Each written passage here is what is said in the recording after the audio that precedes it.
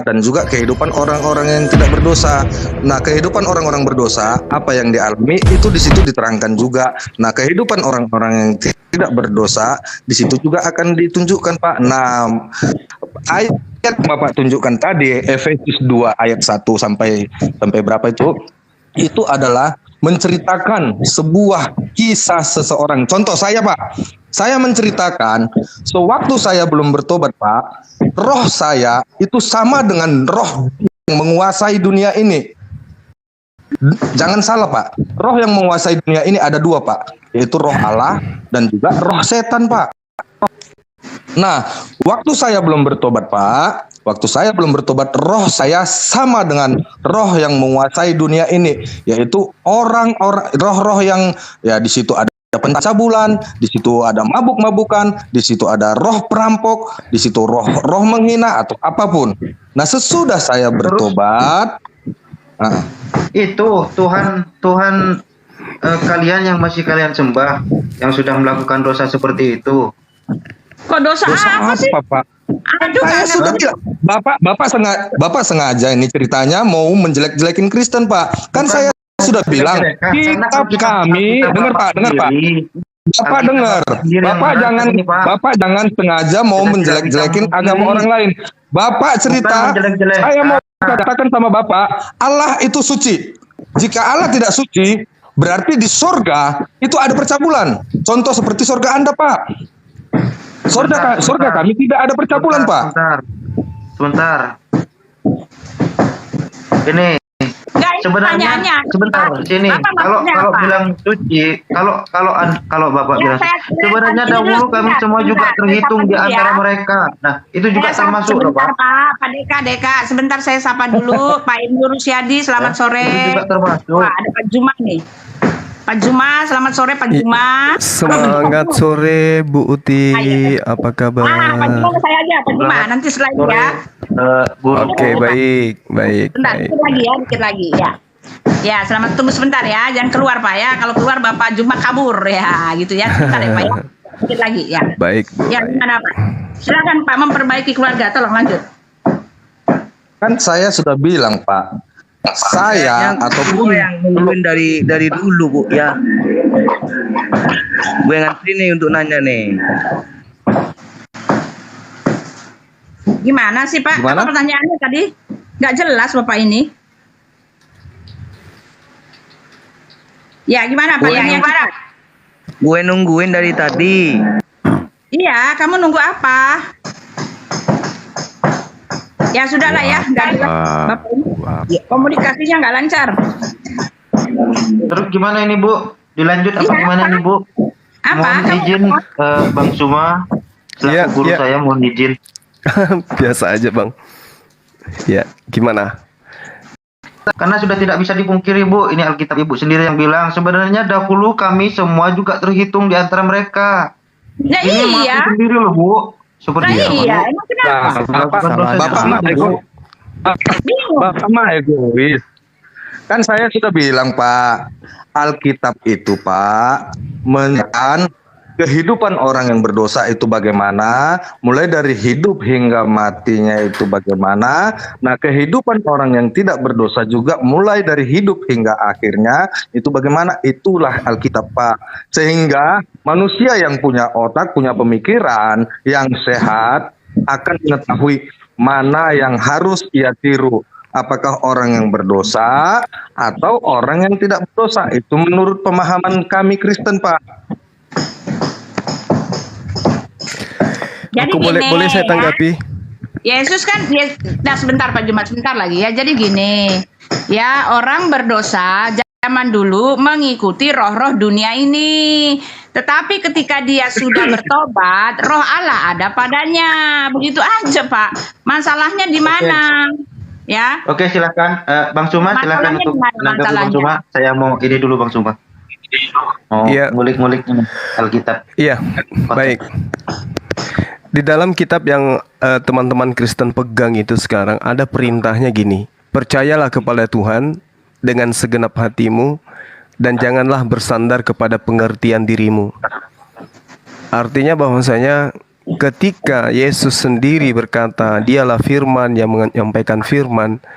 Yohanes 12 nomor 48, barang siapa menolak aku dan tidak menerima perkataanku, ia sudah ada hakimnya, yaitu perkataan yang telah kukatakan, firman yang telah kukatakan. Firman itulah yang akan menjadi hakimnya pada akhir zaman. Nah, kemudian di dalam Keluaran 23:1, janganlah engkau menyebarkan kabar bohong. Nah, saya mendengarkan dari teman-teman, dari Bu Uti dengan teman yang satu menyampaikan sesuatu yang menurut saya itu bukan dari firman Tuhan, tapi perkataan Paulus gitu. Sementara yang harus dipercaya itu adalah Tuhan, bukan perkataan manusia yang menuliskan apa yang dia inginkan sesuai dengan seleranya sendiri. Ya. Dan yang terpenting kemudian, sedikit lagi Bu, 10 detik. Dan yang terpenting kemudian adalah yang akan menjadi hakim kelak nanti di akhir zaman adalah perkataan Yesus, bukan perkataan Paulus. Gimana tuh? Silakan. Di mana suaranya Paulus menjadi hakim dan apa bedanya suara Paulus dengan suara Tuhan? Kenapa bisa sama suara Paulus dan suara Tuhan yang bisa menghakimi? Dulu ya Pak Silvan, sebentar ya Pak Juma. Pak Juma? Iya, silakan. Ya sebentar. Dengan Pak Silvan ya. Silakan. Ya lanjut Pak Silvan ya. Iya. Baik. Saya mengartikan ada dua kuasa di sini. Kenapa bisa Zuma samakan suara-suaranya Paulus yang didengar sebagai yang lebih berkuasa daripada Tuhan sendiri? Bagaimana Anda bisa salah membaca itu? Jadi gini Pak. Yesus di dalam Yohanes 8 nomor 44, Yesus jelas mengindikasikan di antara Bani Israel ada yang menjadikan iblis itu sebagai bapaknya. Oleh karena itulah kemudian saya melihat, ya sebagai Muslim saya melihat bahwasanya di dalam tubuh pengajaran Yesus itu akan muncul seorang bapak yang dituhankan, yang dianggap sebagai junjungan, yang mana junjungan tersebut itu justru mengajarkan sesuatu yang tidak berasal dari Tuhan. Contoh seperti yang saya jadikan sebagai standar tadi, Yohanes 12 nomor 48 Pak. Perkataan Yesuslah yang kemudian yang akan menjadi hakim, bukan perkataan Paulus. Nah kita lihat di dalam Yesus mengatakan tentang hukum-hukum Tuhan, Lukas 16 nomor 17, dia katakan gini, lebih mudah langit dan bumi itu lenyap daripada setitik hukum Taurat itu batal. Berat itu Pak. Sedangkan Paulus mengajarkan dengan matinya Yesus di tiang salib, Yesus telah membatalkan hukum Taurat dengan segala ketentuan yang ada di dalamnya. Nah sekarang yang mana yang akan menjadi hakim nanti? Perkataan Yesus yang tadi atau perkataan Paulus yang muncul belakangan? Silakan Pak. Pengertiannya apa gitu loh? Kok bisa bercampur tadi ada orang menuhankan, ada sesembahan lain. Begini loh Zuma. Siapa yang mengikuti iblis? Iblislah yang menjadi bapaknya. Jadi siapa yang mengikuti Yesus? Ya dialah yang menjadi bapaknya gitu loh. Jadi ada kebebasan, silakan memilih siapa yang menjadi Tuhanmu, bukan karena ada sesembahan lain gitu loh. Karena seseorang manusia yang tidak patuh, apapun Israel yang disebutkan atau siapapun, selagi dia bersekutu dengan iblis, ya iblis yang menjadi bapaknya, bukan berarti menjadi ada sesembahan dua. Segitu dulu, kira-kira mengerti nggak Zuma? Ya, jadi gini Bang, begini. Yesus mengatakan lebih mudah langit dan bumi itu lenyap daripada setitik hukum Taurat itu batal. Itu menurut Yesus. Menurut Paulus, dengan matinya Yesus di atas tiang salib, maka Yesus telah membatalkan hukum Taurat bersama dengan segala ketetapan yang ada di dalamnya. Keluaran 23 nomor 1, janganlah engkau menyebarkan kabar bohong. Janganlah engkau membantu orang yang bersalah dengan menjadi saksi yang tidak benar. Nah sekarang ini ada dua pengajaran yang tabrakan Mbak. Yang satu, lebih mudah langit dan bumi lenyap daripada setitik hukum Taurat itu batal. Yang satu mengatakan dengan matinya Yesus di tiang salib, maka Yesus telah membatalkan hukum Taurat dan segala ketetapan yang ada di dalamnya. Begini. Ini berat, Pak. Ini Bro Zuma. Ada satu Iya, premis silakan. yang kedua Anda itu tentulah nggak cocok. Gini loh, ya. Gini, Bang. Tidak ada yang membatalkan hukum Taurat dengan ada kejadian Yesus disalib. Anda harus buktikan dulu premis itu, di mana ada kejadian itu. Sementara kalau tadi kita bilang Yesus tidak akan pernah membatalkan hukum Taurat gitu loh. Pernyataan Paulus tidak ada yang salah di situ gitu loh. Jadi harus bedakan dua kejadian di situ. Yang premis Anda yang kedua itu absurd atau ambigu. Apa hubungannya Gitu ya, Pak, ya? Yesus mati dengan membatalkan hukum Taurat? Saya jadi heran. Tolong jelaskan dulu itu. Iya, Gimana baik, Pak, hubungannya? baik. Cuma Silakan Ya. memperbaiki Silakan. keluarga. menurut saya seperti begini itu, Putus Pak. bro, suaranya bro. Waduh, parah ini. Putus-putus ya. Modulir lebih kuat coba. Ini Pak, bagaimana Pak? Ya dicoba aja, dicoba nanti kita.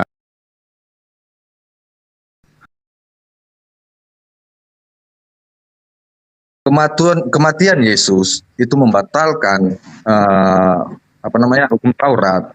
Itu maksudnya Pak. Siapa yang menerima Yesus, menerima darah Yesus, ya, dan menerima Yesus sebagai Tuhan,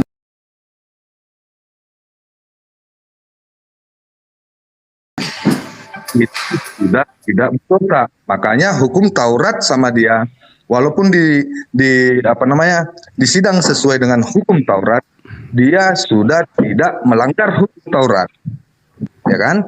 Jadi siapa yang tidak menerima darah Yesus, siapa yang tidak mau Yesus adalah Tuhan dan Juru Selamat, hukum Taurat dibuat sebagai undang-undang. Apakah Anda melanggar hukum Taurat? Nah, Anda melanggar. Apakah Anda menerima Yesus sebagai Tuhan dan Juru Selamat? Nah, Anda tidak terima. Maka hukum Taurat apa yang dikatakan jika kamu membunuh, apa hukumnya? Di hukum Taurat ada. Jadi itu istilahnya, makanya di Alkitab cuma ada dikatakan timbangan apa yang Anda gunakan di dunia, itulah yang akan digunakan di surga. Jadi kita ambil seperti itu. Jadi istilahnya Suaranya Yesus putus-putus Pak. Suaranya putus-putus. Iya, kok aneh ya? Tapi lanjut aja, coba lebih modulir aja bro. Oke, saya coba lagi ya. Alkitab mengatakan timbangan apa ataupun ukuran apa yang Anda gunakan ya di dunia, itulah yang akan gunakan di surga ataupun di akhirat nanti. Itu makanya dibilang, dikatakan lagi, apa yang kau tabur itu yang kau tuai di surga. Itu dikatakan. Jadi Yesus itu istilahnya di timbangan dunia. Karena kan kita mengatakan apa yang kita timbangkan di dunia itu akan ditimbangkan di surga. Seperti apa timbanganmu di dunia, seperti itulah timbangan di surga. Jadi Yesus itu backing kami dan di surga waktu akhir zaman, waktu pengadilan nanti di akhir dunia ini Pak. Jadi waktu kita menerima darah Yesus, ya, walaupun dosa kita semerah krimiji akan diputihkan seperti salju Pak. Ya, kalau kita menerima darah Yesus sebagai pengampunan dosa. Tapi kalau kita tidak menerima darah Yesus sebagai pengampunan dosa dan tidak mengaku Yesus adalah Tuhan dan Juru Selamat, maka kita tidak ada backingnya Pak. Makanya dibilang di Alkitab, apa yang kau lakukan di dunia itu akan kau tuai nanti. Jadi nggak ada istilah kalau seandainya Bapak mati, Ya. waktu Bapak hidup, waktu Bapak hidup, Bapak melakukan dosa, sesudah Bapak mati di ya. nggak guna sama sekali Pak. Kenapa? Karena kalau begitu, mending saya lakukan dosa aja Pak dari sekarang Pak. Nanti saya, ya anak-anak saya doa, saya bisa masuk surga Pak. Bukan begitulah. Ya, dengan ya. Darah Yesus lah yang sebagai istilahnya ampul untuk menutupin dosa, ya, untuk menutupi segala kekurangan. Darah Yesus lah. Putus-putus ya suara Jadi, Pak ini ya. Iya, saya tanggapi dulu Pak, mutar-mutar Sebaiknya Pak. dicari posisi dulu Pak, Dibolak-balik memperbaiki aja itu keluarga. perkataan. Susah itunya terima Iya, saya suara. tanggapi ya Pak ya. Di dalam kitabnya Bani Israel Pak jelas dikatakan Tuhan membinasakan orang-orang yang berkata bohong. Tuhan jijik melihat penumpah darah dan penipu. Keluaran 23 nomor 7, haruslah kau jauhkan dirimu dari perkara bohong. Orang yang tidak bersalah dan orang yang benar tidak boleh kau bunuh, sebab aku tidak akan membenarkan orang yang bersalah. Keluaran 23 nomor 1, janganlah engkau menyebarkan kabar bohong. Jangan engkau membantu orang yang bersalah dengan menjadi saksi yang tidak benar. Yang Bapak praktekkan ini adalah saksi kebohongan, Pak. Yesus itu tidak pernah mengajarkan apa yang Anda sampaikan barusan. Yesus mengatakan tentang penghapusan dosa. Bertaubat, Pak. Bertaubat, kata Yesus. Tentang persembahan darah, Yesus mengajarkan di dalam Matius 8 nomor 4 agar mempersembahkan darah seperti persembahan Musa. Musa tidak mempersembahkan darah manusia. Lalu kemudian yang menjadi hakim yang Anda katakan tadi, Yesus menjadi pembela Anda. Saya katakan sekali lagi, kitab Anda sendiri mengatakan bahwasanya Yesus menghakimi berdasarkan perkataan yang pernah Yesus lontarkan.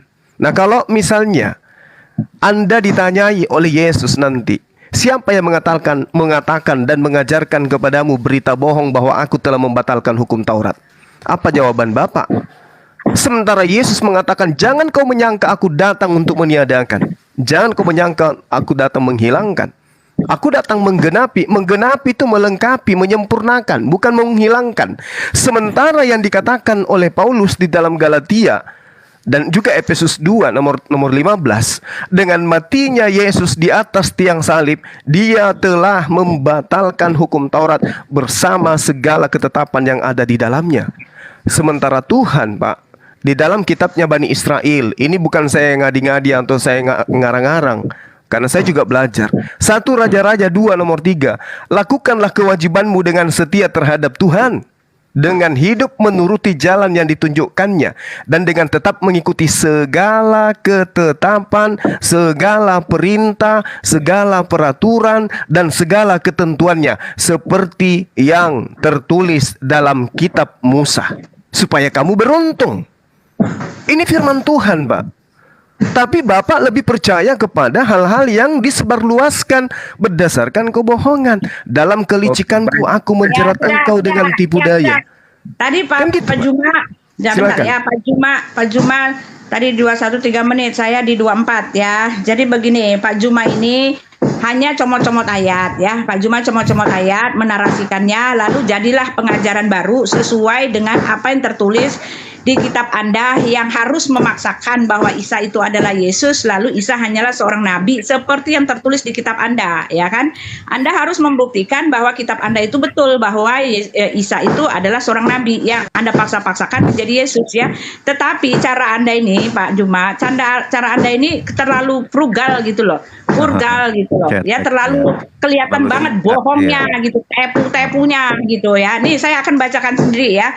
Yesus tidak mengajarkan bahwa keselamatan berasal adalah dari hukum Taurat ya. Yesus, pengajaran Yesus, bahkan pengajaran semua rasul-rasul di tempat kami mengatakan hal yang sama, termasuk Rasul Paulus. Adapun ketika Yesus mengatakan, aku datang bukan untuk meniadakan hukum Taurat tetapi untuk menggenapinya ya. Menggenapi apa yang Yesus genapi di dalam Ibrani 9 ayat 22, dan hampir segala sesuatu disucikan menurut hukum Taurat dengan darah, ya kan? Menurut hukum Taurat dengan darah, dan tanpa penumpahan darah tidak ada pengampunan. Inilah yang sedang digenapi oleh Yesus.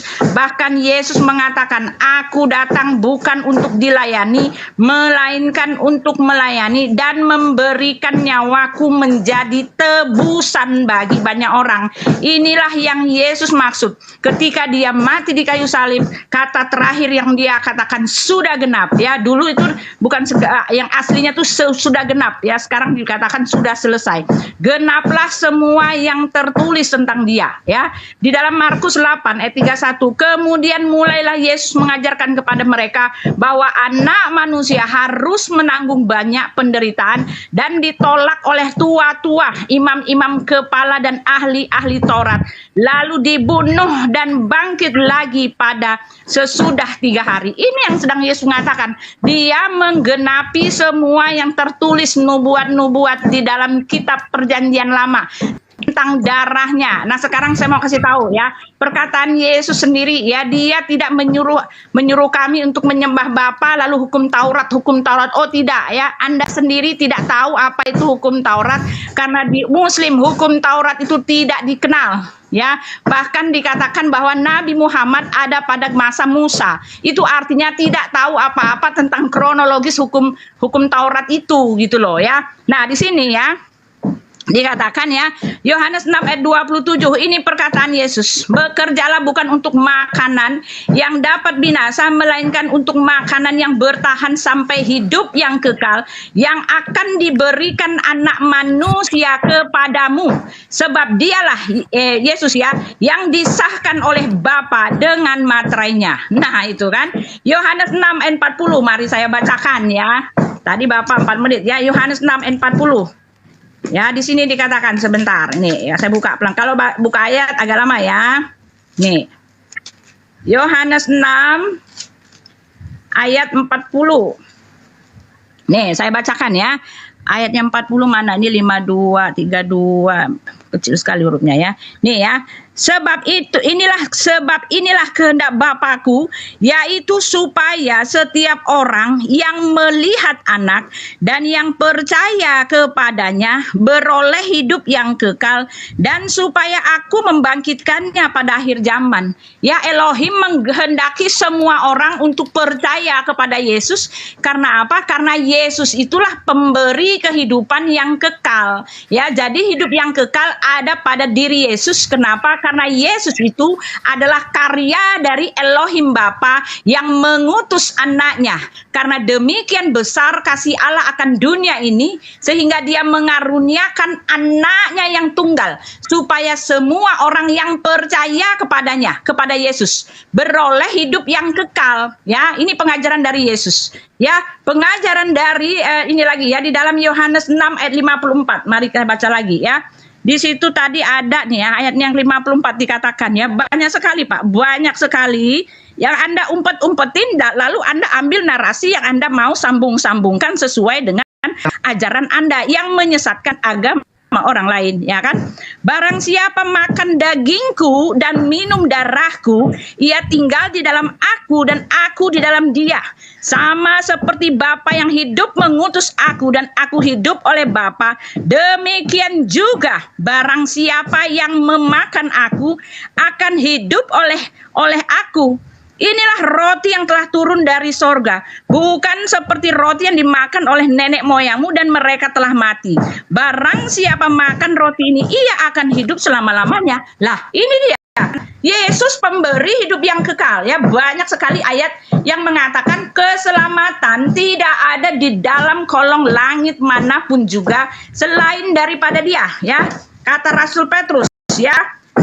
Dikatakan gini ya, dan keselamatan tidak ada di dalam siapapun juga selain di dalam dia, sebab di bawah kolong langit ini tidak ada nama lain yang diberikan kepada manusia yang olehnya kita diselamatkan ya. Jadi Anda ngawur Pak. Sekarang pertanyaan saya, apa urusannya keislaman dengan hukum Taurat? Saya mau tanya, apa urusannya, apa sangkutnya, apa doktrinnya, dari mana Anda bicara tentang hukum Taurat memberat-beratkan sedangkan nggak ada hubungannya dengan keislaman hukum Taurat itu. Oke? Ya, silakan. Baik. Jadi betul kata Ibu Uti, tidak ada hubungannya antara hukum Taurat dengan Islam. Jadi kalau hari ini umat Islam tidak menjalankan Taurat, lah memang nggak ada hubungannya. Yang jadi masalah itu adalah Kristen. Karena Kristen mengaku berasal dari Yahudi. Sementara di dalam kitabnya orang Yahudi, lo rasak, jangan engkau membunuh. Itu perintah dalam hukum Taurat. Orang Kristen harus ikuti itu. Sehingga kalau orang Kristen mengikuti perintah Tuhan, lo razak, jangan membunuh, maka orang Kristen kudu jangan percaya pembunuhan terhadap anak Maria. Tapi faktanya Kristen berdiri dari sana. Sertifikasi konsep ketuhanan Kristen itu diasaskan atas kematian anak manusia di atas tiang salib. Bertentangan enggak dengan perintah Torah? Jauh sangat bertentangan. Kalau Islam wajar, karena Torah itu memang untuk Bani Israel. Kami bukan Bani Israel. Ini yang harus Anda selesaikan permasalahannya. Kalau Anda mengatakan saya comot, saya nggak comot. Anda yang menabrak isi kitab Anda sendiri. Yang Anda suka, itu yang Anda pakai. Yang bertentangan, itu yang Anda tidak pakai. Itulah yang saya gunakan. Dan Anda katakan saya comot-comot. Kan perintahnya jangan membunuh. Berarti tidak ada aspek yang membenarkan pembunuhan terhadap diri Yesus. Makanya orang Yahudi tidak percaya tentang penyaliban. Tuhan mati, bangkit, jadi Tuhan. Orang Yahudi nggak percaya. Orang yang empunya Torah tidak percaya. Yang percaya adalah orang Roma, orang Yunani. Lalu konsep itu dijadikan sebagai agama resmi, disebarkan ke seluruh dunia dengan kekuatan propaganda, masuk ke Indonesia melalui Belanda dan Portugis dan seterusnya, dan itu Anda aminkan sekarang. Yohanes 6 nomor 40, betul yang Anda baca. Sebab inilah kehendak Bapakku, Bapak di sini Tuhan. Sebab inilah kehendak Tuhanku, yaitu supaya setiap orang yang melihat Yesus dan yang percaya kepada Yesus beroleh hidup yang kekal. Makanya umat Islam itu dijamin masuk surga. Umat Islam itu dijamin hidup kekal. Kenapa? Percaya kepada utusan Tuhan yang bernama Yesus yang datang kepada Bani Israel, mengajarkan Bani Israel kalau dirinya hanya utusan Tuhan. Barang siapa yang percaya kepada utusan, maka orang itu akan selamat, hidup kekal.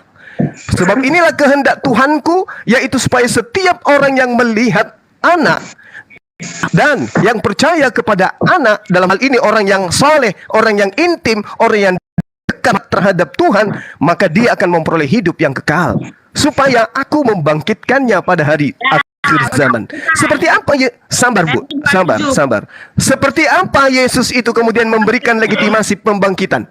Kembali kepada Yohanes 12 nomor 48. Perkataanku lah yang akan menjadi hakim kelak. Jadi perkataan Yesus lah yang akan menjadi hakim, bukan perkataan gereja.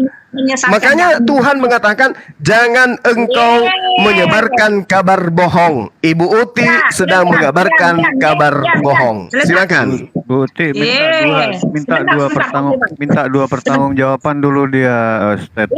Ya, jadi jelas ya. Tadi Pak Juma mengatakan mereka tidak mempunyai apa itu, tidak tahu, tidak ada hubungannya dengan hukum Taurat ya sama sekali. Jadi mulai sekarang tidak ada hak Anda, tidak ada kewajiban Anda, karena Anda sendiri tidak punya doktrin untuk mempercayai hukum Taurat. Jadi jangan maksa-maksakan soal hukum Taurat kepada kami.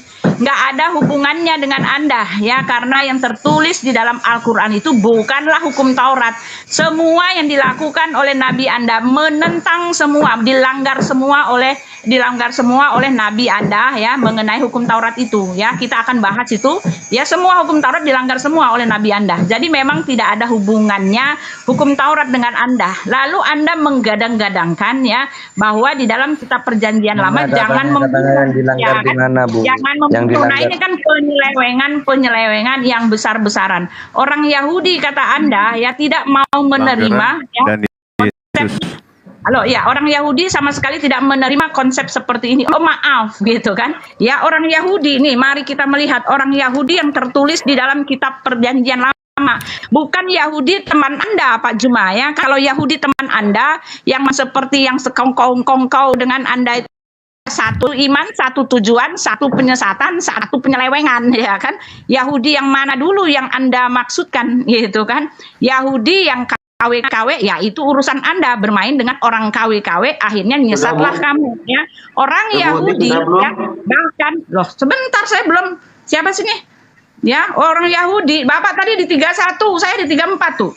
Ya, orang Yahudi di dalam kitab Perjanjian Lama ditulis oleh Matius, Markus, Lukas, dan Yohanes, dan para rasul itu adalah orang Yahudi yang menyatakan betul apa yang tertulis di dalam kitab Perjanjian Lama. Yesuslah yang menggenapinya sesuai dengan pengakuan daripada Yesus sendiri.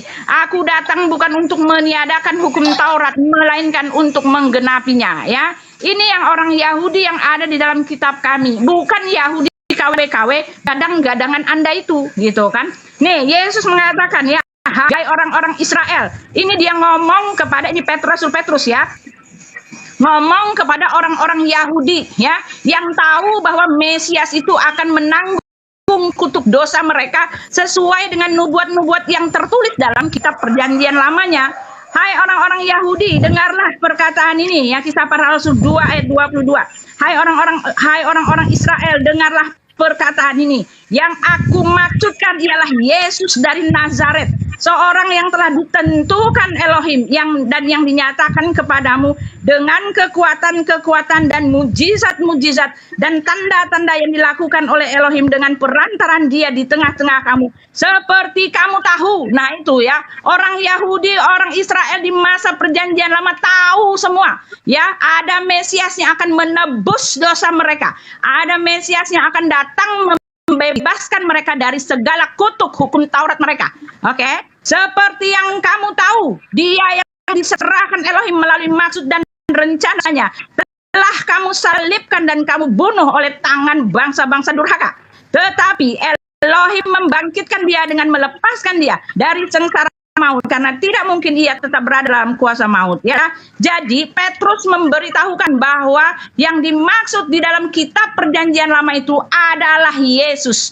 Dan di sini kamu membaca 3.000 orang bertobat, ya. Inilah Yahudi yang dimaksudkan di situ, bukan Yahudi KW-KW buatan Anda, gitu kan. Nah, satu lagi sebelum saya ini, ya.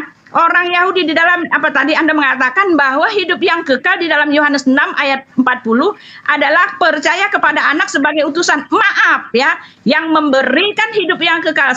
Sekali lagi Rasul Petrus mengatakan tidak ada di bawah kolong langit ini selain dalam nama Dia. Ya, sekali lagi ya. Kamu nggak boleh menyesatkan ya, nggak boleh lagi Pak Juma. Tobat. Ya, sekali lagi bilang gini ya.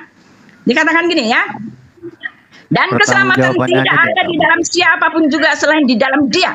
Sebab di bawah kolong langit ini tidak ada nama lain yang diberikan kepada manusia yang olehnya kita diselamatkan. Oke, sekarang apa hubungannya kamu dengan orang, dengan ahli Taurat? Apa sih dengan hukum Taurat? Apa sih hubungannya? Ngapain sih repot-repot ngurusin hukum Taurat gitu? Ya. Sudah, Bu.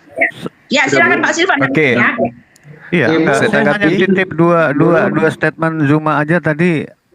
Apa hubungannya dengan Yesus, Zuma? Jangan ngerusak-rusak acara agama Anda. Tidak pernah ada statement Anda tadi menyatakan menyembah Yesus itu di mana. Kami tidak pernah tahu kalau ada Islam menyembah Yesus gitu loh. Bagaimana itu? Saya mohon izin sebentar. Ya, silakan. Ya, silakan. Nah, ya, sudah. Bu Uti tadi kan bilang bahwasanya Yesus yang akan menebus segala dosanya. Di kitab Ibu sendiri aja menjelaskan Allah menciptakan segala sesuatu melalui Yesus Kristus. Yesus Kristus itu berarti utusan, Bu. Udah, ini tidak bisa dipungkiri lagi. Aduh, seperti itu. kasus lama ini. Loh, kok bisa kasus lama? Di sini sudah jelas-jelas sudah tidak bisa dipungkiri lagi. Aduh, masih Kan gitu. urusan lagi. Gak maju ini diskusinya. Itu udah lama tuh, Bro. Kamu kayak diskusi. Udah bisa dipungkiri lagi. Dari tadi juga saya sudah terangkan, masih aja ini dunia kita ini. Gak maju-maju diskusinya. Izin. Kan gitu. Sudah tidak bisa dipungkiri lagi. Kan gitu ya. Iya, mereka ini memang penyebar berita bohong. Yesus itu utusan, tapi mereka sangkal. Jangan bilang-bilang utusan, udah lama Kang, udah banyak kami jawab tentang utusan. Yesus itu utusan, Bang. Yesus itu utusan. Kalian yang merubahnya menjadi Tuhan. Jadi gini, Yesus ketika bersoal jawab dengan orang-orang asli muridnya, bukan penyusup. Di dalam Matius 23, Maka berkatalah Yesus kepada orang banyak dan kepada murid-muridnya, bukan kepada Kristen ya, bukan kepada umat berkulub. Ahli-ahli Taurat dan orang-orang Farisi telah menduduki kursi Musa. Sebab itu, turutilah dan lakukanlah segala sesuatu yang mereka ajarkan kepadamu. Tetapi, saya ulang, tetapi janganlah kamu turuti perbuatan-perbuatan mereka, karena mereka mengajarkan tetapi tidak melakukan. Ini yang teman-teman alami sekarang. Mereka mengikat beban berat lalu meletakkannya di atas bahu orang, tetapi mereka sendiri tidak menyentuhnya. Ini yang sedang Anda praktekkan sekarang. Anda mengaku sebagai praktisi Taurat, tapi Anda tidak menjalankan Taurat. Anda mengaku sebagai agama yang berakar dari Yahudi, tapi Anda meninggalkan hukum-hukum Tuhan. Yang Anda lakukan itu adalah hukum-hukum manusia. Makanya saya katakan kepada saudara tadi, Amsal 3 nomor 5, percayalah kepada Tuhan. Jangan percaya kepada orang-orang yang mengabarkan seakan-akan itu adalah kebenaran. Kenapa? Tolak ukurnya Yohanes 12 nomor 48 perkataan Yesus. Barang siapa menolak aku, tidak menerima perkataanku. Nah sekarang, kalau Anda tidak menerima perkataan Yesus, maka wajar Anda menjadi Kristen. Karena perkataan Yesus itu jelas. Lebih mudah langit dan bumi ini lenyap daripada setitik hukum Taurat itu hilang, dibatalkan. Berarti Yesus memproklamirkan tentang kekekalan hukum Taurat. Jangan engkau membunuh.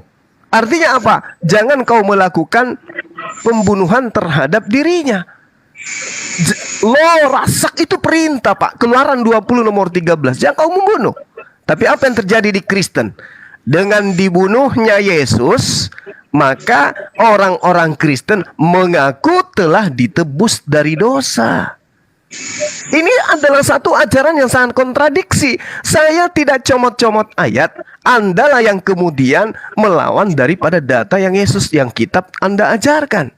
Yesus dengan jelas mengatakan itu, bahwa untuk memperoleh hidup yang kekal, kata Yesus di dalam kitab Anda, Lukas 16 nomor 17, Matius 19 nomor 17, dia katakan, untuk memperoleh hidup maka taatilah segala perintah Tuhan.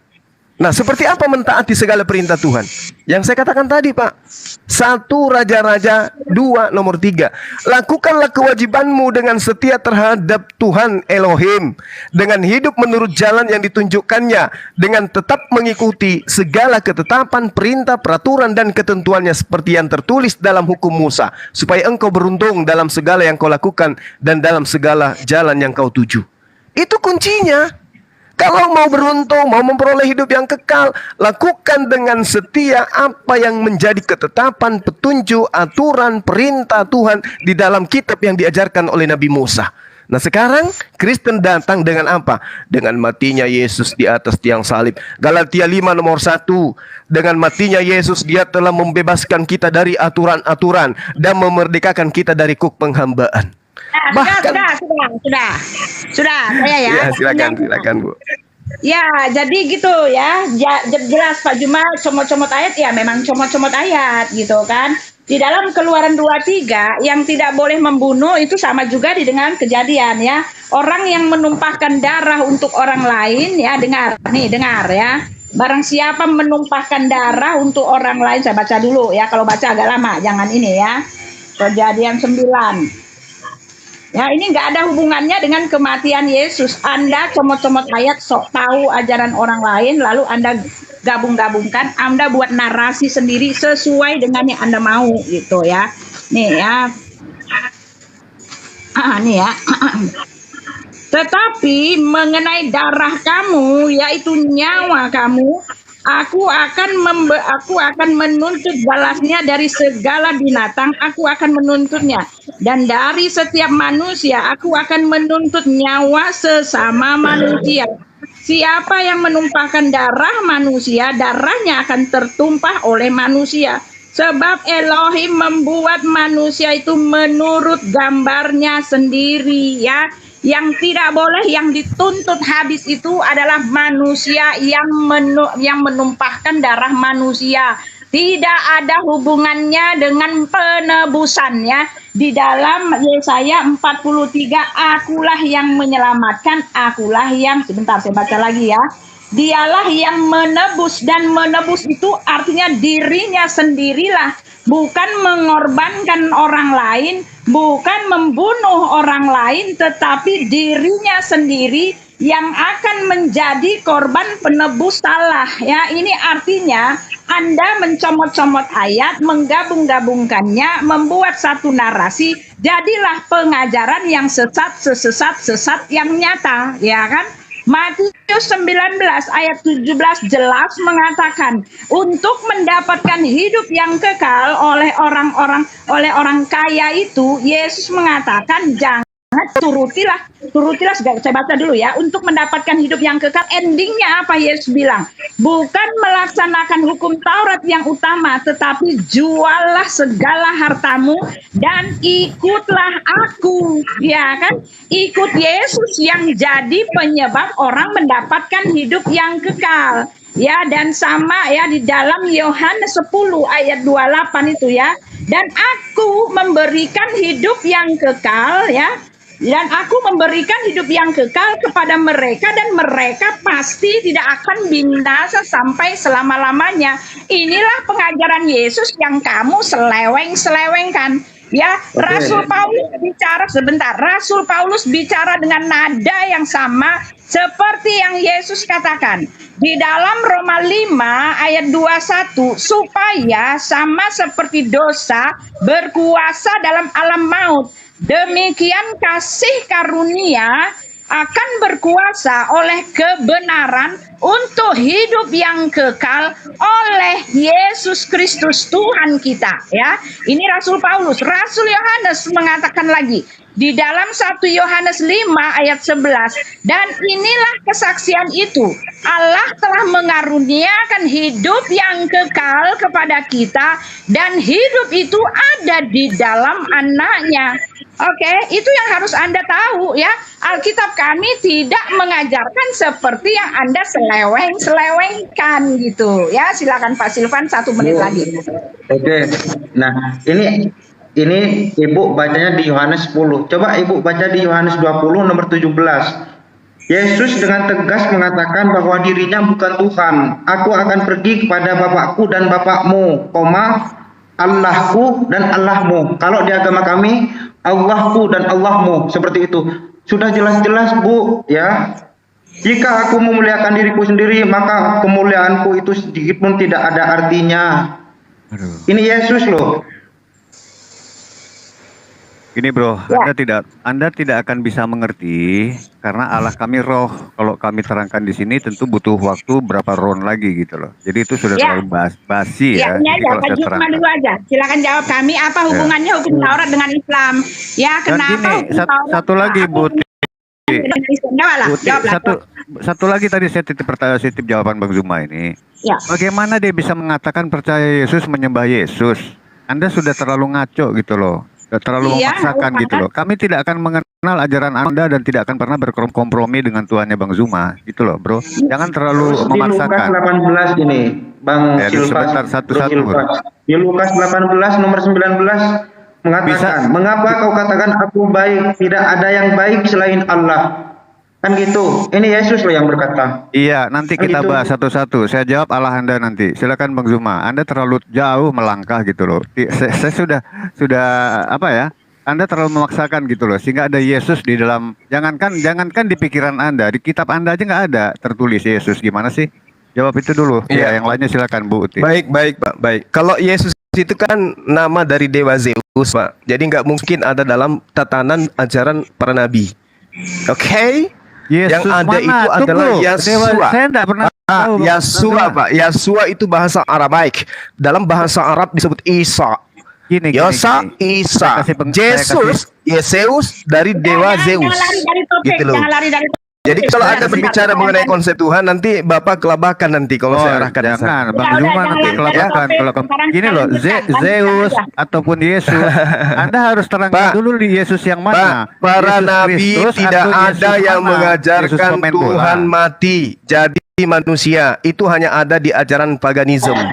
Catat Bukan, itu. itu karena ajaran Anda Sebentar, terlambat ya. datang, Bang Zuma. Udah, Jadi Oh Tidak, enggak. bukan. Justru ajaran saya datang meluruskan ajaran paganisme yang masuk ke dalam ajaran para Udah, nabi. silakan Bu Uti. Nggak boleh Oke. ya, saya mau terakhir. Giliran saya, Kalau giliran ini. saya. Giliran Ya, saya. saya kasih waktu dulu sebentar. Saya kasih waktu dulu 47 berhenti di 50. Iya, giliran sama Bu Uti. 7 3 menit kalau saya. Ajaran kasih mah gini. Kalau dia 10 menit nggak apa-apa. Jadi gini, Apa aja? Udah terus Jadi gini. 3 sampai 50 ya. Al-Quran mengatakan begini, Bu. Wadda katsirun min ahlil kitabi law yaruddunakum min ba'di imanikum kaffara hasadan min indi anfusihim min ba'di ma tabayyana lahum haqq. Jadi orang ahli kitab itu menginginkan agar kami umat Islam itu kembali kepada kekafiran setelah kami itu beriman. Makanya ada kedengkian, ada iri hati terhadap kebenaran ajaran kami. Kata Allah di dalam Al-Quran, fa'fu, maafkanlah mereka. Wasfahu hatta ya'tiyallahu bi amri. Innallaha ala kulli syai'in qadir. Maafkanlah mereka. Sesungguhnya Allah itu maha kuasa atas segala sesuatu. Jadi ketika saya mengatakan kepada saudara, di dalam Hosea 12 nomor 3, di dalam kandungan dia menipu saudaranya sendiri, dan dalam kegagahannya ia bergumul dengan Tuhan. Galatia 1 nomor 15, tetapi waktu ia yang telah memilih aku sejak kandungan ibuku dan memanggil aku oleh kasih karunia-Nya. Ini nubuatan digenapi oleh pendiri agama Anda. Makanya saya katakan kepada teman-teman Kristen di sini yang menjadi hakim atas penolakan atau penerimaan Yesus itu sebagai utusan Tuhan, kita lihat dari aspek pengajarannya dia. Jangan aspek pengajaran gereja. Itu data di dalam kitab saudara. Yang dikatakan oleh Yesus itu tidak diragukan. Barang siapa menolak aku, tidak menerima perkataanku, ia sudah ada hakimnya, yaitu firman yang telah kukatakan, itulah yang akan menjadi hakimnya pada akhir zaman. Jadi antara penolak dan penerima Yesus itu kita lihat dari aturan mainnya Yesus. Yesus mengajarkan dirinya utusan. Umat Islam mengiyakan, tidak menolak itu. Yesus mengatakan dirinya adalah seseorang yang kemudian memberikan tanda mujizat dan tanda-tanda kepada Bani Israel. Kami tidak menolak itu. Ketika dia mengatakan, aku tidak dapat berbuat apa-apa dari diriku sendiri, aku datang bukan atas kehendakku sendiri, aku tidak berkata-kata dari diriku sendiri, kami tidak menolak itu. Lalu perkataan Yesus yang akan menjadi hakim kelak untuk umat Islam itu yang mana? Gak ada. Sementara kalian nyata tertulis rapi di dalam kitab kalian, kalian juga belum ngeh. Kenapa? Karena kalian menolong orang-orang yang menyembur-jemburkan kebohongan. Contoh, Matius 7 nomor 22 nomor 23. Bukan setiap orang yang berseru kepadaku Tuhan akan masuk ke dalam kerajaan Tuhan, melainkan dia yang melakukan kehendak Bapa. Kalau melakukan kehendak Bapa, berarti muatannya kembali kepada hukum Taurat. Kehendak Bapa itu yang mana? Ya hukum Taurat, bukan hukum perjanjian baru. Hukum perjanjian baru itu buatan orang-orang yang kemudian melanggar semua aspek perintah Tuhan. Ya, gitu loh Bu. Jadi kalau ngomong emang rasanya cepet ya. Itu dari 51. Tuh lihat aja, saya nggak berbohong ya. Tadi saya suruh Anda berhenti di 50, sekarang udah 51. Ya, tadi di 37. Ibu berhentinya berapa menit kemudian? 54. Saya di 54. 3 menit, 3 menit. Oke, ya. 54. Ya, kalau jadi, lewat berarti saya katakan Ibu pendusta. Ya, jadi yang pendusta Oke. itu karena kami tidak melakukan apa yang Anda ajarkan untuk Anda sebar-sebarkan kepada orang lain, Pak, ya. Yesus mengatakan di dalam Matius 7 ayat 15, bukan semua orang yang menyebut aku Tuhan, karena memang dia sudah dipanggil Tuhan. Oleh sebab itu Yesus mengatakan bukan semua orang yang menyebut aku Tuhan, melainkan mereka yang melakukan kehendak Bapakku. Dan di dalam Yohanes 6 kita sudah baca tadi 6, 39, 49, 50. Inilah kehendak Bapakku, ya. Kehendak Bapa itu apa? Semua orang menerima karya tebusannya di dalam diri Yesus Kristus itu, ya.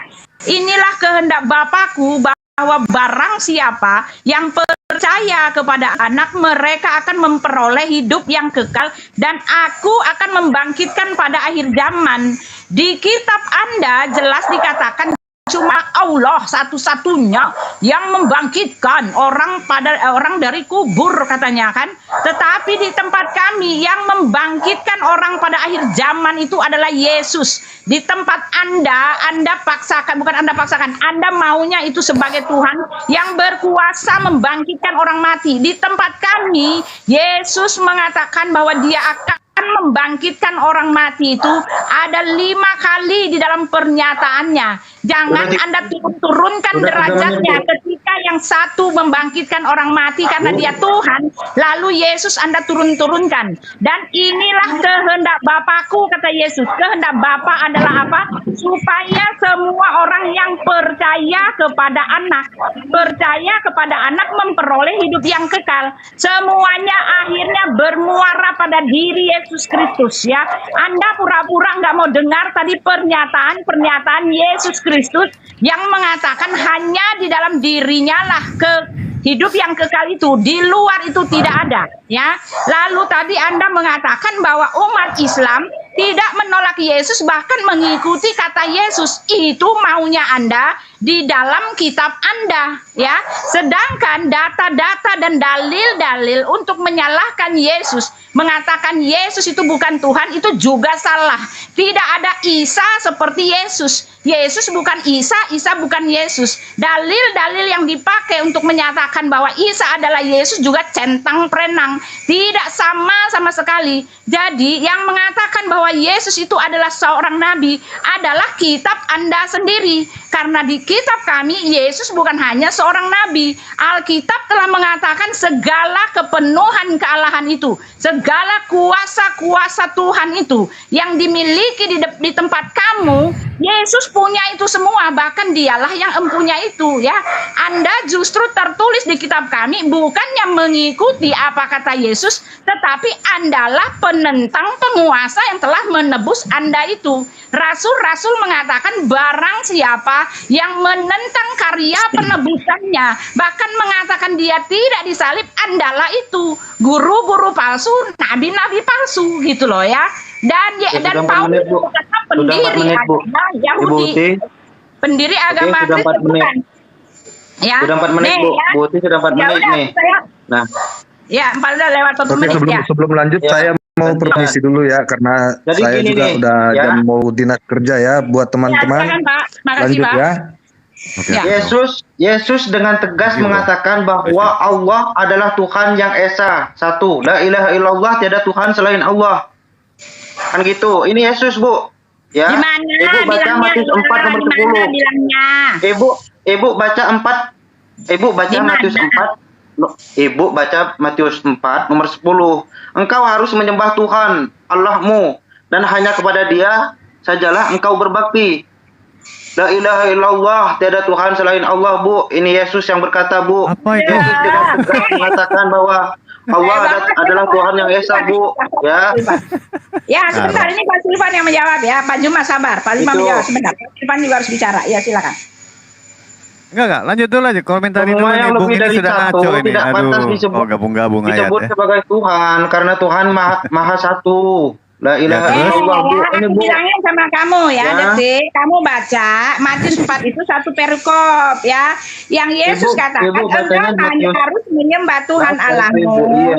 Karena apa? Dengar ya, Yesus mengatakan engkau harus menyembah Tuhan Allahmu karena apa? Karena Yesus ngaku dia itu Tuhan Allah, Bro. Baca itu ayatnya yang benar ya. Di dalam Yohanes 20 kamu tadi mengatakan Yesus akan pergi kepada Bapaknya, gitu kan? Itu juga Yesus mengatakan dia Tuhan karena dia bilang sebelumnya dia bilang dia mau balik ke sorga ya. Yohanes 14 kamu baca. Dia akan pergi kepada Bapa, itu dia mau ke sorga untuk menyediakan tempat bagi kami. Karena sorga itu punyanya dia. Dia akan mendahului kami menyediakan sorga buat kami. Di tempat kamu yang memberi Beri waktu sorga, dan cuma aja memberi bicara, neraka itu Bu. Allah, sebentar. Makin aja Allah kan jawab.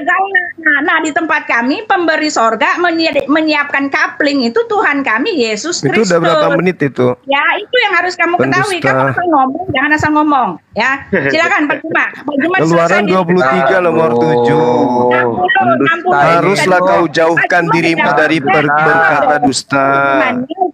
Tapi hal ini tidak diindahkan oleh Bu Uti karena memang pendusta, ajarannya memang dari dusta. Keluaran 23 nomor 7. Haruslah kau jauhkan dirimu dari perkara dusta. Siapa yang mengajarin ibu itu Tuhan mati dibunuh? Siapa yang ngajarin? Pencipta langit dan bumi itu mati. Siapa yang ngajarin? Itu dusta itu. Orang yang tidak bersalah dan orang yang benar tidak boleh kau bunuh. Itu perintah di dalam kitabnya orang Yahudi. Keluaran 23 nomor 7. Orang yang tidak bersalah, orang yang benar tidak boleh kau bunuh. Berarti Yesus ini boleh dibunuh atau tidak? Tidak boleh. Tetapi Paulus mengajarkan dia dibunuh untuk menghadiahkan kitab kepada orang Romawi Yunani, sang penguasa kala itu, untuk cari muka kepada penjajah.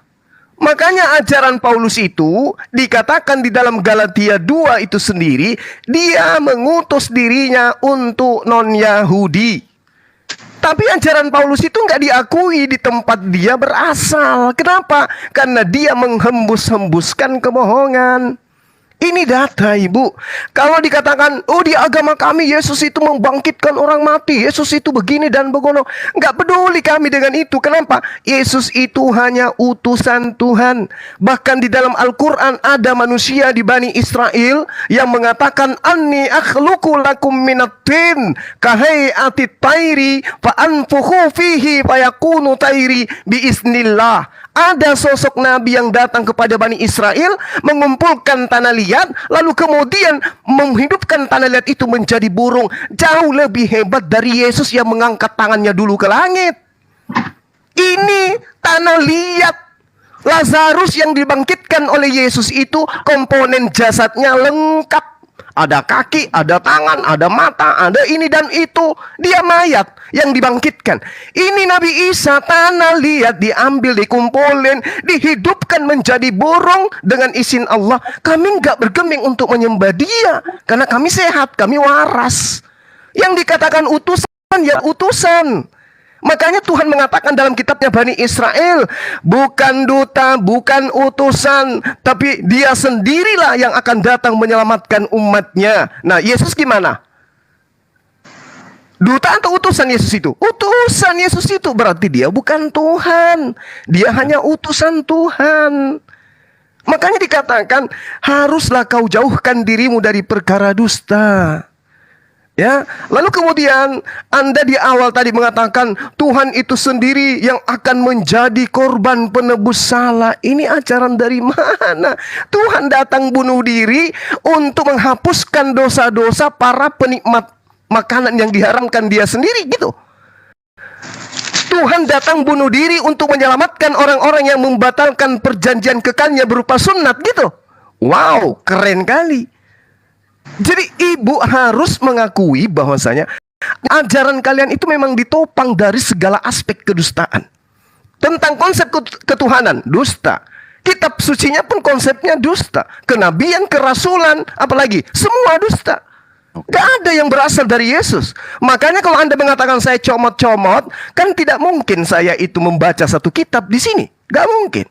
Ini sekedar untuk memberikan referensi kepada ibu bahwa iman ibu itu memang bertolak belakang dengan kitab Anda. Yang Anda ambil, yang Anda comot adalah yang sesuai dengan selera keinginan iman ibu. Tetapi aspek ajaran Yesus, aku tidak dapat berbuat apa-apa dari diriku sendiri, Anda tinggalkan itu. Aku tidak berkata-kata dari diriku sendiri, Anda buang itu. Yang Anda ambil adalah Yesus membangkitkan orang mati, Yesus adalah Tuhan itu sendiri. Ini jualan obat. Ibu sedang menjual produk, tapi Anda nggak paham produk itu sendiri. Yesus itu utusan Tuhan. Sebagai utusan Tuhan, dia tidak berkata, dia tidak berbuat selain daripada apa yang diperintahkan oleh Tuhannya untuk ia katakan. Apa ada bantahan itu? Gak ada. Bahkan Yesus mengatakan, aku datang bukan atas kehendakku sendiri. Kedatangan Yesus aja, Ibu, itu bukan atas kehendaknya, apalagi yang lain-lain, gitu loh. Beri waktu bicara dong. Nih, sebentar saya jawab ya. Saya berhenti di 5 ya, 17.05 ya. Nah, inilah dia ya. Pak Juma sama sekali tidak bisa mengatakan apa-apa tentang apa yang ada di tempatnya, tentang hukum Taurat dia tidak bisa kasih tahu ya. Kenapa kalian memaksakan begitu hukum Taurat untuk diri kami sedangkan tidak tahu, tidak ada hubungan apa-apa hukum Taurat itu dengan diri kalian ya. Jadi artinya Pak Juma hanya mengajarkan kesesatan-kesesatan ya. Kan? Lalu Anda mengatakan bahwa di tempat Anda Isa itu menghidupkan burung ya dari tanah liat, tetapi itu bukanlah Yesus, karena Yesus tidak pernah menghidupkan burung dari tanah liat. Kalau Anda mau membaca di dalam buku Apokripa, kitab Injil Thomas itu ada di situ ya, cerita-cerita dongeng-dongeng abad-abad pada masa lalu. Pertanyaannya, kenapa masuk di tempat Anda ya? Bukan hanya cerita ini, banyak sekali ya tentang Maryam, tentang semuanya banyak, bukan berasal dari literatur yang asli, yang sah, yang merupakan sejarah. Yang saya bilang tadi ya, bahwa dalil-dalil yang dipakai untuk menyerang ketuhanan Yesus itu kamu berasal dari dalil-dalil yang entah dari mana-mana, entah dari dunia, entah berantah. Jadi jelas yang kamu paksa-paksakan Isa itu bukanlah Yesus, tetap Isa bukanlah Yesus. Karena Yesus yang disebut utusan itu adalah Tuhan. Utusan, kata Yesus di dalam Yohanes 8, utusan yang berasal dan keluar dari Bapa, ya kan? Utusan yang sama dengan Bapa, ya. Bahkan Yesus mengatakan kepada Anda, ya kan, bahwa kamu itu akan dilempar ke neraka, hai Juma penyesat asli, ya kan? Bahwa kamu akan mati dalam dosamu, sebab apabila kamu tidak percaya bahwa akulah dia yang mengutus aku, kata Yesus, ya, maka kamu akan mati dalam dosamu. Oleh sebab itu nanti kalian akan mengatakan, akulah dia itu, kan artinya akulah yang pengutus itu, ya. Itu adalah penyesat-penyesat yang betul-betul nyata. Karena di dalam Yohanes 8 ya, Yesus mengatakan bahwa ya, jelas yang dimaksud dia di situ ayat 27. Mereka tidak mengerti bahwa ia berbicara kepada mereka tentang Bapa. Lalu Yesus mengatakan, dan ia yang telah mengutus aku, ia menyertai aku, ya. Seorang utusan dan pengutus tidak pernah bersama-sama. Seorang utusan dia pergi karena diutus oleh Bapanya, pergi sendiri. Kalau selalu menyertai, bahkan diam di dalam diri Yesus, pengutusnya itu artinya bukan pengutusan yang sama seperti yang ada di dunia ini, ya. Yesus mengatakan segalanya aku katakan kepadamu dengan kiasan, dan Roma 8 ayat 3 jelas mengatakan yang disebut utusan itu adalah tubuh daging kejasmanian. Ketika firman itu telah menjadi manusia, ya, daging tubuh jasmani itulah yang menuruti segala kehendak Bapa. Dia datang untuk menjadi penebus dan juru selamat, mencurahkan darahnya yang kudus. Inilah yang tidak diketahui oleh Mr. Juma dan seluruh orang muslim di antero jagat ini. Sudah nggak tahu, sok tahu pula. Sudah nggak tahu, nyalah-nyalahin pula. Memaksakan bahwa Yesus cuma utusan. Pertanyaan saya, bagaimana mungkin Al-Quran Anda mengatakan Isa itu cuma adalah seorang nabi, ya? Apakah dia itu betul? Apakah ayat itu betul berasal daripada Tuhan? Ya, ketika di dalam Al-Maidah ya 73 ayat 17. Sebentar, ini siapa sih? Ya. Waktunya sudah habis, Bu. Ya. Loh, tadi Pak Juma di 52 kok. Masih 1 menit lagi. Ya, ketika dikatakan di dalam Al-Maidah 71, ya kan? Telah kafirlah orang mengatakan Isa adalah Tuhan. Biar Isa sendiri mengatakan Tuhan itu Allah kita, Tuhan itu Esa. Kata siapa Yesus pernah mengatakan Tuhan itu Allah kita, Tuhan itu Esa? Bagaimana Anda mengatakan bahwa ini adalah wahyu Tuhan sedangkan itu tidak tahu? Yesus seumur-umur di dalam Alkitab tidak pernah mengatakan Elohim Bapa itu adalah Tuhannya. Elohim Bapa itu adalah Bapanya. Bapa dengan Tuhan itu beda, bro. Ya, di dalam Yohanes itu, di dalam Al-Maidah itu, sebab Isa sendiri mengatakan Tuhan itu Allah kita, Tuhan itu Esa. Oh, itu bukan Isa, bro. Itu bukan Yesus, bro. Itu perkataan dari masih Musa, bro, tersisa ya. 1 jam lagi. Silakan, Bu. Mengatakan ya, 1 Tuhan jam itu lagi. Allah kita, Tuhan. Ini orang gimana sih? Ya, turunin ya. Ya, 1 jam lagi. Silakan nambah 1 jam lagi. Diam dulu ya. Isa mengatakan ya, Yesus mengatakan itu bukan perkataan Waktu, Bu, Yesus, itu waktu. perkataan Nabi Musa. Ya, jadi semuanya sudah dibuka. Kalian itu tidak tahu apa-apa mengenai iman kami, tapi sok tahu. Kenapa harus menurunkan derajat Yesus sebagai manusia? Ya, karena kitab kalian menulis seperti itu. Kalian harus membuktikan bahwa itu benar. Kalau itu tidak benar, artinya bukan wahyu Tuhan. Tetapi kenyataannya Yesus adalah Tuhan. Dia sekarang sudah ada di sorga. Artinya apa? Artinya kitab kalian bukan wahyu Tuhan karena salah menilai Yesus. Oke? Itu dia. Bu Oke, Uti, masih tersisa yang setengah duduk jam di lagi. sebelah kanan Tuhan itu anak manusia, Bu Uti. Bukan Tuhan. Itu dalil. Sementara di dalam Yesaya 45 nomor 6, akulah Tuhan, tidak ada yang lain, tidak ada Tuhan di luar aku. Jadi yang nongki-nongki di sebelah kanannya Tuhan itu bukan Tuhan. Makanya dikatakan Yesus datang sebagai apa? Sebagai anak manusia. Kedatangan Yesus yang kedua kalinya sebagai apa? Anak manusia. Bahkan lebih rendah lagi, anak domba. Tidak ada itu dikatakan Tuhan akan datang, nggak ada. Tuhan akan datang untuk membasmi pemakan babi, ada. Itu ada. Di dalam Yesaya 66 itu betul. Nah, Markus 9, karena setiap orang akan digarami oleh api. Itu terjadi di dalam agama Anda. Lalu kemudian Anda mengatakan saya akan dilempar ke neraka. Bu, yang dilempar ke neraka menurut Yesus di dalam Matius 13 nomor 50 adalah pembuat kejahatan. Orang jahatlah yang akan dilempar ke neraka menurut siapa? Menurut Yesus. Siapa orang jahat itu menurut Yesus? Yang menyebut dirinya sebagai Tuhan, yang bermujizat dengan menggunakan namanya, mengusir setan demi namanya, bermujizat demi namanya. Dan itu hanya ada di dalam agama Kristen. Jadi yang akan dilempar ke neraka menurut Yesus adalah Kristen. Matius 7 nomor 21 sampai nomor 23. Kenapa saya katakan begitu? Karena orang jahat akan dilempar ke neraka. Matius 13 nomor 50. Dan orang jahat akan dilempar ke neraka, ke dalam api yang menyala-nyala. Siapa yang memanggil Yesus sebagai Tuhan? Kristen. Kemana dia diusir? Ke neraka. Mana dalilnya? Matius 13 nomor 50. Ada nggak orang Islam akan dilempar ke neraka? Nggak ada. Di mana dalilnya itu? Bahkan Yesus mengatakan, Shalom alaihim. Aku tinggalkan salam untuk kalian. Damai sejahtera untuk kalian. Islam yang ditinggalkan untuk Yesus. Bukan Kristen. Kristen itu muncul di Antioquia sana. Lalu kemudian ketika Anda mengatakan dalam kitab kami Isa menciptakan burung dari tanah liat dengan izin Allah sesuai dengan Injil Thomas, Injil Filipus dan seterusnya, Injil Maria. Bu, saya katakan kepada ibu, kenapa tidak sekalian menggunakan Injil Yesus? Di dalam kesaksian Lukas di bab 8 dikatakan Filipus ketika dipanggil oleh Yesus di dalam Yohanes 1, ya.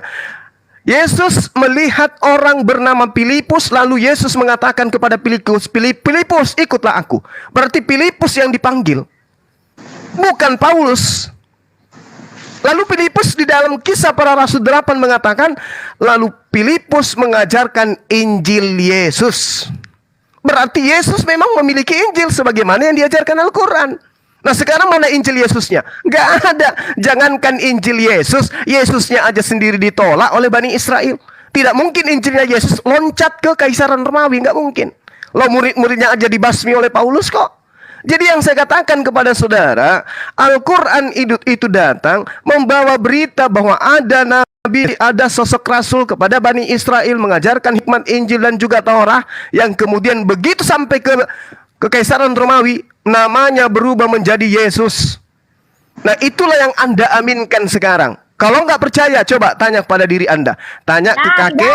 Berapa tuh? Udah habis tuh. Tanya ke kakeknya, tanya ke buyutnya, tanya ke siapa? Di mana mereka belajar ke rabi-rabi Yahudi tentang Kristen? Nggak ada. Diam. Yang ngajarin nenek buyut kalian tentang kekristenan itu adalah penjajah Belanda. Itu yang ngajarin kalian kekristenan, bukan orang Yahudi yang ngajarin kalian. Jadi kalau Yesus datang kepada Bani Israel, mengaku ajarannya hanya untuk Bani Israel, sedikit lagi. Udah tutup. Nah, gitu kan. Jadinya ini ya, jadi nggak curang ya. Pas waktunya. Saya lihat ya, saya di 15 karena ini udah mau masuk 13, jadi ke 16. Waktu saya dipakai 1 menit oleh Pak Juma. Oke. Maaf, saya ini ya, saya nggak curang ya. Nanti Anda buka sendiri mute-nya. Nah, gitu ya. Nah, lalu ya tadi apa lagi? Ya, Ya, licik. Aku mengutus engkau licik seperti ular. Sebentar ya. Ibu lagi praktekkan itu rupanya. Aduh, silakan. Waktu saya Pak Juma sudah diam ya. Tahan diri ya. Siapa yang bermujizat dalam namanya ini dikatakan waspadalah terhadap nabi-nabi palsu. Nabi-nabi palsu di dalam kekristenan. Tetapi untuk di dalam luar kekristenan, Yesus telah mengatakan banyak juga. Keselamatan tidak ada di luar bangsa Israel, ya kan? Yesus mengatakan keselamatan tidak ada di luar dirinya, ya kan? Yesus mengatakan apa lagi ya? Bahwa celakalah ya di dalam Lukas 16 ayat 26. Celakalah jika orang memuji-muji kamu, sebab dengan demikian jugalah telah diperlakukan nabi-nabi palsu. Sekarang di mana antero jagat raya ini yang nabinya dipuji-puji, dikultuskan, bahkan ketika berani-berani nyenggol-nyenggol nabinya, darahnya halal karena dia dikultuskan. Yesus sudah memberitahu kalau untuk orang di luar dia yang dipuji-puji, dimuliakan itu adalah nabi-nabi palsu, ya kan? Lalu Yesus juga mengatakan untuk orang-orang di luar kekristenan ya bahwa apabila perkataan itu keluar dari dirinya sendiri, tentu saja dia mencari hormat bagi dirinya sendiri. Ya jelas Yesus mengatakan segala yang dia nyatakan, dia label-labelkan sebagai wahyu Tuhan, bukan wahyu Tuhan, karena dia mencari hormat bagi dirinya sendiri. Seantero jagat memuji dia, Tuhan pun memuji-muji, malaikat seantero jagat pun memuji-muji. Itu karena semuanya dari dia kepada dia untuk kemuliaan dia, gitu ya. Jadi ini yang tadi itu memang untuk orang Kristen dihukum menurut perbuatannya, ya. Bukan semua orang yang menyebut aku Tuhan akan masuk dalam kerajaan sorga, melainkan dia yang melakukan kehendak Bapakku. Sudah dibilang kehendak Bapa satu-satunya adalah percaya bahwa Yesus telah mati menebus dosa kami dan keselamatan hanya ada pada diri Yesus. Anda dari tadi muter-muter nggak jelas. Sudah diberi ayatnya begitu banyak. Yesus tidak mengajarkan yang lain. Di luar keselamatan hanya ada pada dirinya. Karena dia datang untuk itu. Aku datang bukan untuk melayani katanya. Ya, tetapi bukan untuk dilayani, tetapi untuk melayani dan memberikan nyawaku menjadi tebusan bagi banyak orang. Ya, lalu untuk orang-orang nabi-nabi palsu di luar itu, Rasul Yohanes juga yang menulis kitab Yohanes ini jelas mengatakan, barang siapa yang menolak anak, yang menolak Bapa, ya, barang siapa tidak percaya bahwa Kristus Tuhan telah datang sebagai manusia, dialah itu antikristus itu. Kalian tidak pernah mau percaya bahwa Yesus itu adalah Tuhan yang menjadi manusia. Bukan manusia yang kalian katakan kami Tuhan-Tuhankan. Jadi keterangan tentang Anda itu penuh di tempat kami. Ya, Yesus itu bukan sekedar utusan, tetapi dia jelas tadi. Dia adalah utusan yang datang dari Bapa sendiri. Utusan yang sama jam lagi. Dan utusan yang menyelamatkan. Oke, lanjut. Loh, ini siapa lagi nih? Siapa lagi? Ya, sudah selesai. Kan sudah, ya, waktunya sudah. Nek, waktunya sudah, ya. Nek. Waktunya sudah habis, Nek. Gimana sih? Loh. Ya, silakan Pak Silvan mungkin mau tambahkan ini. Kasihan Pak Silvan diam aja. Waktunya sudah habis, Nek. Ya, sekarang lanjut jangan aja, Buti. Waktu saya kurang, ya. Jangan lanjut karena aja. kamu udah panas, kamu nyerang fisik ya. Ini tempat saya. Saya belum nenek-nenek, saya belum punya cucu. Dan sembarangan. Ini masih gadis loh itu ibu. Oke. Sabar, Bu, Udah bu, sabar. udah itu candaan aja tuh bu. Sabar, Ibu, Jangan jawab ya. sabar. Benar. Ini ya. bu, udah bu. Tobat aja, Bu. Ibu, di dalam penjelasan yang ibu tadi, saya turun aja ya. keselamatan tidak ada di luar Israel. Berarti konsep Trinitas itu bukan dari Israel. Dan Kristen itu bukan dari Israel. Kalau dari Israel itu ajaran konsep ketuhanannya itu monoteism. Syariatnya ada, akidahnya jelas, kitab sucinya jelas. Kalau Kristen ini saya katakan bukan berasal dari Yudaism gitu. Tapi yang harus dipahami adalah keselamatan dari Yahudi, tetapi nabi palsu juga dari Yahudi. Itu yang perlu Anda pahami. Jemaat iblis juga dari Yahudi, nabi-nabi palsu juga dari Yahudi, antikristus juga dari Yahudi. Kata siapa? Kata Yesus. Jadi jangan cari di luar daripada Bani Israel, nabi-nabi palsu itu. Lalu kemudian nabi-nabi palsu yang datang dari Yahudi itu akan mengajarkan sebuah tatanan agama yang bertentangan dengan ajaran Yahudi. Nah, coba bercermin, apakah Kristen seia sekata dengan Yahudi terkait Tuhan, terkait kitab, terkait nabi? Hayo, tidak bertentangan 380 derajat, itu pasti. Lalu kemudian ketika Anda mengatakan Tuhan telah datang jadi manusia, inilah yang saya katakan, penyembur-penyembur kebohongan, perkataan-perkataan dusta yang tidak diajarkan oleh Tuhan. Haruslah kau jauhkan dirimu dari perkara dusta. Orang yang tidak bersalah dan orang yang tidak benar tidak boleh kau bunuh. Sebab aku tidak akan membenarkan orang-orang yang bersalah. Nah, ibu, seperti yang dinubuatkan di dalam Yesaya 29. Betapa kamu memutarbalikkan segala sesuatu. Apakah tanah liat dapat dianggap sama seperti tukang periuk, sehingga apa yang dibuat dapat berkata tentang yang membuatnya, bukan dia yang membuat aku. Dan apa yang dibentuk berkata tentang apa yang dibentuknya, ia tidak tahu tentang apa-apa. Ibu memutarbalikkan fakta. Tuhan datang dalam rupa manusia, sehingga manusia itu Anda anggap Tuhan. Periuk Anda anggap sebagai tukang periuk. Yesus itu ciptaan. Yesus itu makhluk. Lalu kemudian Anda memutarbalikkan fakta, menyebur-nyeburkan kebohongan, mengajarkan bahwa Yesus itu bukan manusia, tapi dia adalah Tuhan yang datang dalam rupa manusia. Disinilah kelemahan agama ibu. Sampai dialog manapun, orang-orang Kristen akan keteteran terhadap objek kebenaran yang sandarannya adalah akal. Kalau iman, yes, saya salut dengan orang-orang Kristen. Kenapa? Dengan iman orang Kristen bisa melebur besi menjadi air. Dengan iman orang Kristen bisa mengusir setan. Dengan iman orang Kristen bisa membuat orang yang kerasukan setan sembuh seketika. Tapi iman tanpa kenyataan dari pewahyuan itu adalah mimpi belaka dan kegilaan belaka. Iblis bisa melakukan apa saja. Makanya dikatakan waspadalah kepada nabi palsu.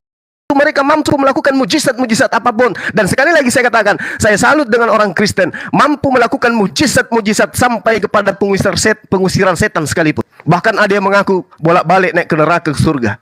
Itu hebat tuh orang Kristen. Tapi bukan seperti itu koridor untuk mencari kebenaran itu. Kebenaran itu harus bersandar kepada para nabi. Nabi yang Anda kenal itu Yesus. Coba Anda anulir sekali lagi iman Anda berkaitan dengan apa yang Yesus ajarkan tentang dirinya. Aku bersaksi tentang diriku, di mana kesaksianku lebih penting dari kesaksian Yohanes, bahwa pekerjaan yang aku lakukan adalah pekerjaan yang diperintahkan oleh Bapa, dan pekerjaan itulah yang membuktikan bahwa aku adalah utusan Bapa. Yohanes 5 nomor 36. Berarti pekerjaan Yesus, mujizat Yesus, kekuatan Yesus, janji-janji Yesus yang membuat ibu menuhankan dia, menurut Yesus sendiri, tanda-tanda, mujizat dan kekuatan itu ternyata hanya untuk membuktikan dirinya sebagai utusan Tuhan. Berarti Anda salah kaprah, Anda di-framing oleh Paulus dengan mengatakan dia adalah Tuhan. Saatnya lah kita bertobat, mencari kepada jalan yang benar. Kalau Anda alergi dengan Islam, jadi ateis aja, daripada Anda menjadi pelanggar-pelanggar ajaran perintah Tuhan yang ada dalam kitabnya orang Yahudi. Daripada Anda nanti diusir Yesus, mending Anda jadi ateis. Daripada Anda dilempar ke neraka, mending Anda jadi ateis kalau alergi dengan Islam. Karena kami di Islam mendudukkan perkara ini jelas, udah final. Yesus yang adalah Yeshua HaMasyiah, Isa Al-Masih, dia adalah Nabiullah, dia adalah Rasulullah yang diutus kepada Bani Israel untuk mengajarkan Bani Israel kembali kepada kalimat tauhid, la ilaha illallah, Yesus Rasulullah. Yesus hanya utusan Allah. Saya kira demikian Bu Ti. Saya pamit undur diri, di sini udah azan. Ya, Kalau Ibu masih penasaran, boleh dilanjut habis maghrib. Ya, Saya siap sebentar. hadir di sini kalau Ya, Ibu masih yang mau berdialog dengan saya. Demikian, terima kasih.